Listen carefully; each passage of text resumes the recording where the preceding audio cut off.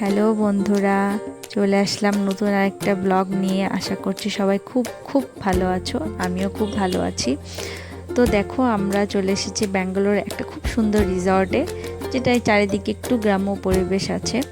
আমাদের রুমের ঠিক বাইরেই মানে অপোজিট সাইডে কৃষিকাজ হচ্ছে। দেখো, এদের মাটিগুলো লালচে টাইপের হয়, আমাদের বাংলাদেশে যেরকম চাষাবাদ করে এদিকেও সেম সেরকমই। তো আমরা আমাদের ব্রেকফাস্টে স্কিপ করে লাঞ্চেই চলে গিয়েছিলাম। লাঞ্চে অনেক রকমের আইটেম দিয়েছিল, যেগুলো ওদের সাউথ ইন্ডিয়ান ফুড, আসলে একটারও নাম জানি না। সব কিছুতে নারকেল ব্যবহার করে, কিন্তু টেস্ট অনেক ভালো ছিল। তো আমরা লাঞ্চটা কমপ্লিট করে ব্যাঙ্গালোর শহরটা ঘোরার উদ্দেশ্যে বেরিয়ে পড়লাম। দেখো কত সুন্দর ওয়েদারটাও ছিল ওই দিন, চারিদিকটা কত সুন্দর, ওয়েল মেনটেন্ড। তো আশা করছি আজকে তোমরা অনেক এনজয় করবে ভিডিওটাতে। আমার এই ভিডিওটা আজকে আমি 2 পার্টে দেব, তোমরা একটু এনজয় করো ভাবে। আসলে আমি এক পার্টে কমপ্লিট করতে পারছি না, সেজন্য।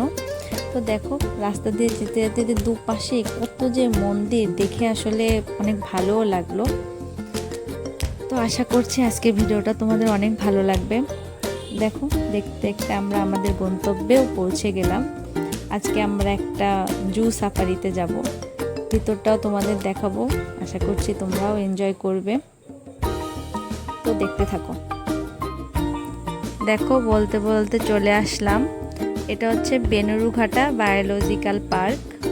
তো দেখতে থাকো, ভালো লাগবে আশা করি। তো তোমরা আমার পাশে থেকো।